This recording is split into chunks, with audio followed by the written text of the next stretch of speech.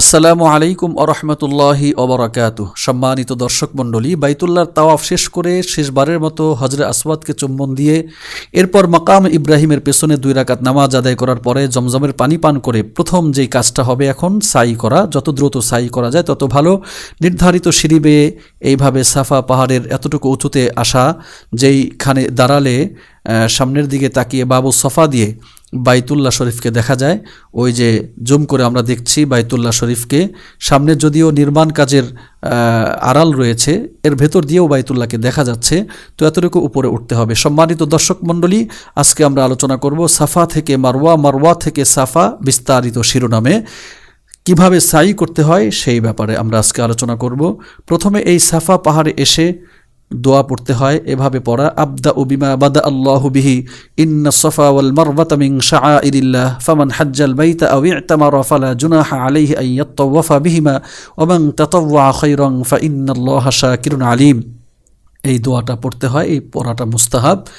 এই দোয়া পড়ার পরে তারপরে নিয়ত করে নিতে হয়। সাই করার নিয়ত করা এটা একটা মুস্তাহাব আমল। আমরা নিয়ত করে নেব, সাই নিয়ত করব এভাবে: হে আল্লাহ, আমি তোমার সন্তুষ্টির নিয়তে সাই করার ইচ্ছা করেছি, তুমি দয়া করে এই সাইকে আমার জন্য সহজ করে দাও এবং কবুল করে নাও। এইটুকু বললেই নিয়ত হয়ে যাবে। এই নিয়ত করে নেওয়াটাও একটি মুস্তাহাব কাজ। এরপরে আমরা বাইতুল্লাহর দিকে তাকিয়ে 2 হাত উঁচু করে আল্লাহ রাব্বুল আলামিনের দরবারে কায় মনোবাক্যে আমাদের গুনাহর জন্য মাপ চাইব, আমাদের প্রয়োজনগুলি আল্লাহর কাছে পেশ করতে থাকব। সেখানে আবেগাপ্লুত মন, প্রেমে ভরপুর মন নিয়ে হৃদয় উজাড় করে মাওলায়ে কারিমের কাছে চাওয়ার জায়গা এটা। এখানে আমরা সেইভাবে আবেগ দিয়ে, ভালোবাসা দিয়ে জীবনের সমস্ত গুনাহগুলোর কথা স্মরণ করে চোখের পানি ঝরিয়ে আল্লাহর কাছে চাওয়ার জন্য চেষ্টা করব। কারণ এই জায়গাটা হলো দোয়া কবুলের জায়গা। এই জায়গা দোয়া কবুলের নির্ধারিত জায়গা। রাসূলুল্লাহ সাল্লাল্লাহু আলাইহি ওয়াসাল্লাম এখানে এসে এইভাবে দোয়া করেছেন। দোয়া করার পরে তারপরে আমরা জোর আওয়াজে 3 বার বলবো আলহামদুলিল্লাহ, আল্লাহু আকবার, লা ইলাহা ইল্লাল্লাহ। এই দোয়া 3 বার বলার সময় হাত অন্তত কাঁধ বরাবর উঁচু করা উত্তম। এই 3 বার দোয়া করার পরে এইবার সাফা পাহাড় থেকে ডান দিক দিয়ে নেমে আমরা মারওয়ার দিকে এগিয়ে যাব। আমরা দেখতে পাচ্ছি যারা সাই করছেন তারা ওই সাফা পাহাড় থেকে আস্তে আস্তে নেমে যাচ্ছেন এবং মারওয়ার দিকে এগিয়ে যাচ্ছেন। যে জায়গাটা দিয়ে এই সাই করতে হয়, সাই অর্থ হলো দৌড়াদৌড়ি করা। সাই মানেই হলো দৌড়াদৌড়ি করা। তো এই নির্ধারিত জায়গা দিয়ে এভাবে দৌড়াদৌড়ি করার নামই হলো সাই। তো এই সাই যেখান দিয়ে করা হয় এই জায়গাটার নাম হলো মাসআ। এই মাসআটা 394.5 মিটার লম্বা এই জায়গা রয়েছে। তো এই মাসআ দিয়ে সাই করতে হয়। আমরা দেখছি যে যারা সাই করছেন তারা ধীরে ধীরে এগিয়ে যাচ্ছেন। একটু দূরে লক্ষ্য করলে দেখা যাবে যে সবুজ বাতির ঝলকানি দেখা যাচ্ছে। এটাকে আরবিতে মিলাইনুল আখদারাইন বলা হয়, অর্থাৎ সবুজ বাতি চিহ্নিত জায়গা। তো এটা কেন চিহ্নিত করা হলো আমরা সকলে জানি যে এই জায়গাটায় পুরুষদের জন্য একটু অপেক্ষাকৃত বেশি দৌড় দিতে হয়। সাথে সাথে আমরা পাশে দেখছি যে এখানে কিছু মাজুর ব্যক্তির জন্য আলাদা জায়গা রাখা হয়েছে। যারা কোলে কাখে করে সাই করতে চান কিংবা হুইল চেয়ারে সাই করতে চান তাদের জন্য 2 পাশের মাসার মাঝখান দিয়ে তাদের জন্য আলাদা জায়গা করা আছে। শুধুমাত্র পুরুষদের জন্য এখানে দৌড়াদৌড়ি করতে হয়, দৌড় দিয়ে আগাতে হয়, মহিলাদের জন্য নয়। পুরুষরা অপেক্ষাকৃত বেশি জোরে দৌড় দিবে। এই জায়গাটুকু, এই সবুজ লাইট চিহ্নিত জায়গা রয়েছে, 40 হাতের মতো জায়গা রয়েছে। এই 40 হাত জায়গা আমরা দৌড়ে পার হব। সম্মানিত দর্শক মণ্ডলী, এটা মহিলাদের জন্য না, পুরুষদের জন্য। এটা হলো হাজরা আলাইহিস সালাতু ওয়াস সালামের সম্মান।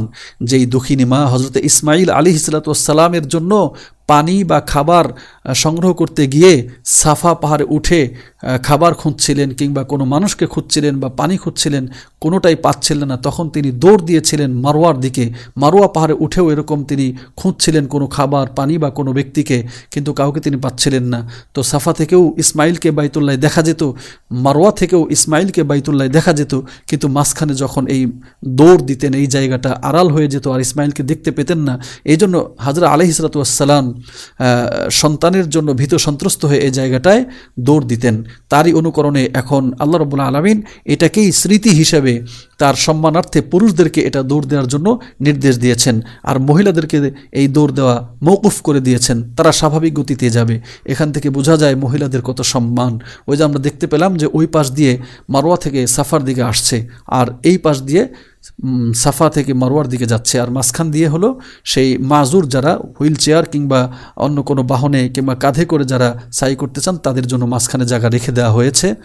তো সম্মানিত দর্শক মণ্ডলী, হজরতে হাজরা আলাইহিস সালাতু ওয়াস সালাম নিজ সন্তানের জন্য যেই প্রাণপণে দৌড়দৌড়ি করেছিলেন, তাকে একটু পানি সংগ্রহ করে দেওয়ার জন্য, পিপাসা মেটানোর জন্য, খাদ্য সংগ্রহ করার জন্য, একজন সন্তানকে বাঁচাবার আকুতি নিয়ে হজরতে হাজরা আলাইহিস সালাতু ওয়াস সালাম যেই ব্যথা যন্ত্রণা নিয়ে দৌড়দৌড়ি করেছিলেন, তারই অনুসরণে আজকে আমরাও দৌড়দৌড়ি করি। এখানে দেখতে দেখতে আমরা মারওয়া পাহাড়ে চলে আসলাম। এই সেই মারওয়া পাহাড়।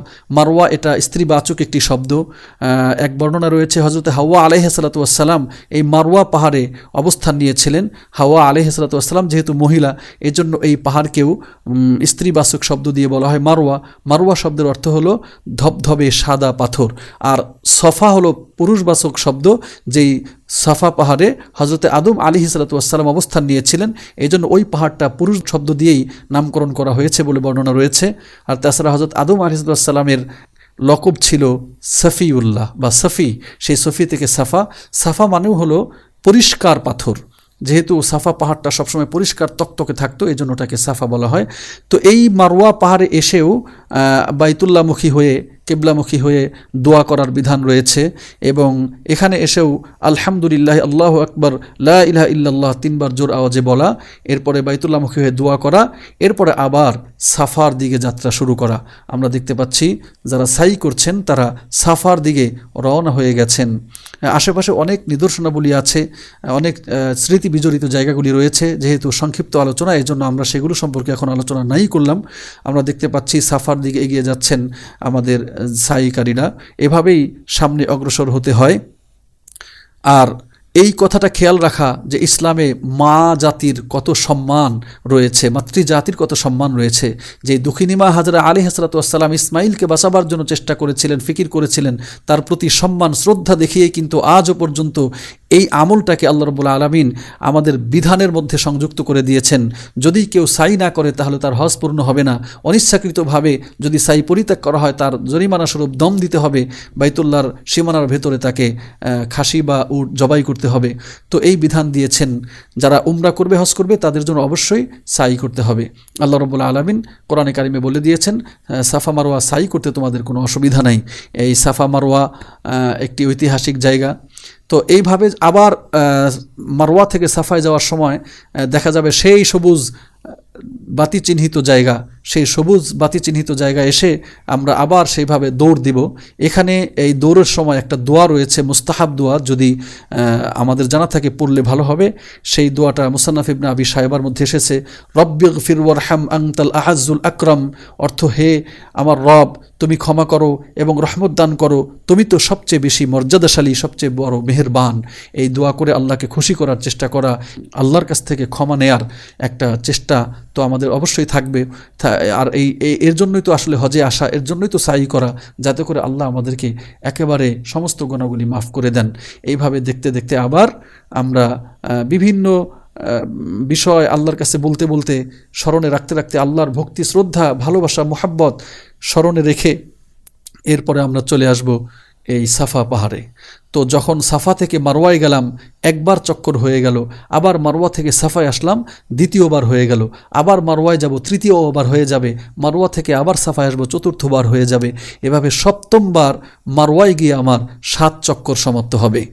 এই 7 চক্কর যখন সমাপ্ত হবে, তারপরে মারওয়া, সেখানে আল্লাহ রাব্বুল আলামিনের কাছে দোয়া করে, এরপরে যে কোনো বাইতুল্লাহর যে কোনো জায়গায় 2 রাকাত নফল নামাজ পড়ে শুকরিয়াতান, এরপরে সাইর কার্যক্রম সমাপ্ত হবে। আল্লাহ রাব্বুল আলামিন সুন্দরভাবে বুঝে বুঝে আমাদেরকে এই সাইর মতো ওয়াজিব আমল সম্পন্ন করার জন্য তৌফিক দান করুন। আমিন আমিন।